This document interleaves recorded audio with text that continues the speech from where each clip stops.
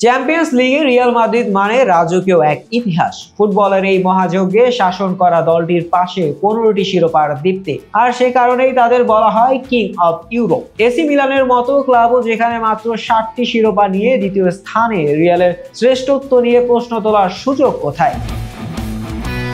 কিন্তু ইতিহাস আর মর্যাদা এই মৌসুমে যেন রিয়ালের কোনো ঢাল হয়ে উঠতে পারেনি। ইউরোপের রাজা এবার যেন হারিয়ে গেছে নিজের ছায়াতেই। চ্যাম্পিয়ন্স লিগের এবারের সংস্করণে রিয়ালের পারফরমেন্স যেন এক কল্পকাহিনী। 5 ম্যাচে 2 জয় 3 হার। ফুটবল বিশ্বে এমন হতাশাজনক রিয়ালকে কেউ কবে দেখেছেন? পয়েন্ট টেবিলে 24তম স্থানে দাঁড়িয়ে আছে দলটি, যে জায়গায় তাদের কখনো দেখা যাওয়ার কথা ছিল না। অথচ মৌসুম শুরুর আগে রিয়াল ছিল ফেভারিট। মাঠে নামার আগেই কথিত চ্যাম্পিয়ন ধরা হচ্ছিল তাদের, কিন্তু বাস্তবতা তাদের স্বপ্ন ভেঙে চুরমার করে দিয়েছে।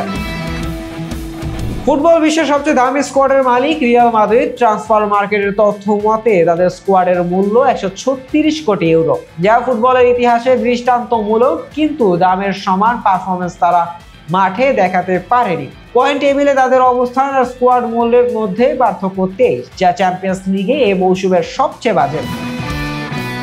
কিংবদন্তি ক্লাব রিয়াল মাদ্রিদ হয়তো এই মৌসুমে টুর্নামেন্ট থেকে ছিটকে যাবে, হয়তো এই ব্যর্থতার দাগ মুছে ফেলে নতুন করে ফিরে আসবে পরের মৌসুমে। কিন্তু এই মৌসুমের ঘটনা ফুটবল ইতিহাসে থেকে যাবে এক মর্মান্তিক অধ্যায়ের হিসেবে। কারণ কিং অব ইউরোপ হয়েও যখন দলটি 24তম স্থানে দাঁড়ায়, তখন শুধু প্রতিদ্বন্দ্বীরাই নয়, ভক্তরাও বিস্ময়ে বিমূঢ় হয়ে যান। রিয়াল মাদ্রিদের ইতিহাসে এমন পতন বিরল, কিন্তু ফুটবল সর্বোপরি জীবন ঠিক এমনই, যেখানে অতীতের গৌরব ভবিষ্যতের কোনো নিশ্চয়তা দেয় না। এই বাস্তবতা হয়তো রিয়াল মাদ্রিদকে এক নতুন দিশা খুঁজে বের করার প্রেরণা দেবে। ইউরোপের মুকুটহীন রাজা কি আবারও নিজের গৌরব ফিরে পাবে? উত্তরটা লুকিয়ে আছে ভবিষ্যতের কোলে। শাহরিয়ার আহমেদ জয়, ডেস্ক রিপোর্ট, আইকন স্পোর্টস।